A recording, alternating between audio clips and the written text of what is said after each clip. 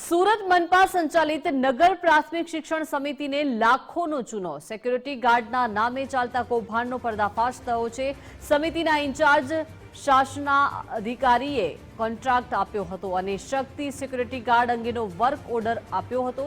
3 શિફ્ટમાં 3 guard મૂકવાનો contract અપાયો હતો। છેલ્લા 1 વર્ષમાં માત્ર એક જ સિક્યુરિટી ગાર્ડ મુકાયો હતો અને બાકીના 2 ભૂતિયા ગાર્ડની રજિસ્ટરમાં ખોટી એન્ટ્રી કરાતી। આ રીતે પાલિકાની તિજોરીમાંથી 3.67 લાખ પડાવી લેવાયા। ઇન્ચાર્જ શાસના અધિકારીની ફરિયાદના આધારે 2 આરોપીની ધરપકડ કરવામાં આવી છે। લસકાણા પોલીસે બંનેની વધુ પૂછપરછ હાથ ધરી છે।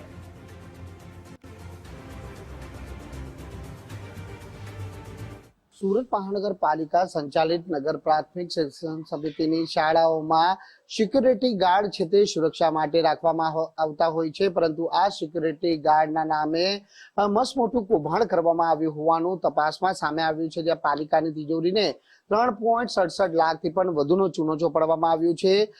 સમિતિના ચેરમેન આપણી જોડે ઉપસ્થિત છે, સીધી વાત કરીશું તેમના જોડે। રાજેન્દ્રભાઈ, કઈ રીતની આ બાબત હતી અને હવે જ્યારે 2 આરોપીઓની પોલીસ દ્વારા ધરપકડ કરવામાં આવી છે?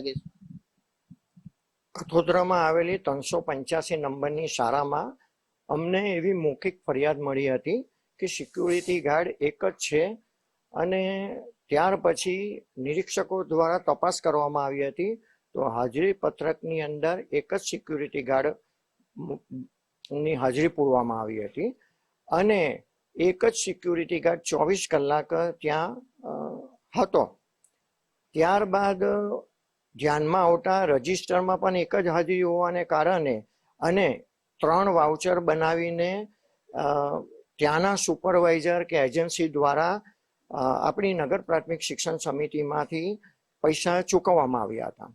ત્યાર પછી એ ધ્યાનમાં આવતા ઇન્ચાર્જ શાસનાધિકારી શ્રીએ પોલીસ ફરિયાદ કરી હતી અને એ પહેલા જ અમે ગણતરી કરીને 3,67,000ની પેનલ્ટી સિક્યુરિટી એજન્સીને કરી જ હતી।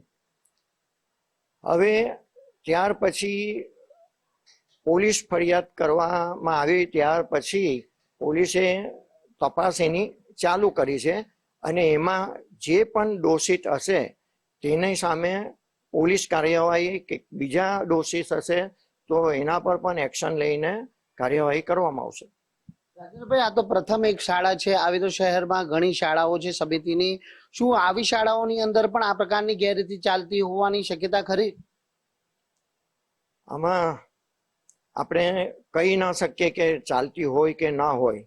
હમણાં આપણે કહીએ તો પછી બધા એલર્ટ થઈ જાય, એટલે એની તપાસ પણ અમે અમારા રીતે ગોઠવી છે અને કોઈ પણ સભ્ય કે નિરીક્ષકો ત્યાં જઈને એ ચેક ઇન કરશે અને અમને એવું માલુમ પડશે કે અહીંયા પણ જો આવી ગરબડ ગોટાળા થયા છે તો એમાં તે પણ કોઈ કાર્યવાહી કરવામાં આવશે અને પેનલ્ટી કાપવાની હશે તો પેનલ્ટી પણ કાપવામાં આવશે। કે અન્ય શાળાઓમાં પણ આ પ્રકારની ગેરરીતિ ચાલી રહી છે કે કેમ, એ પણ હવે તપાસનો વિષય બની રહે છે અને સમિતિ હવે આ બાબતે કઈ રીતની આગામી દિવસોમાં તપાસ કરાવે છે તે જોવું રહ્યું। કેમેરામેન વિરલ વ્યાસ સાથે રાકેશ ભંભટ, ગુજરાત ફર્સ્ટ,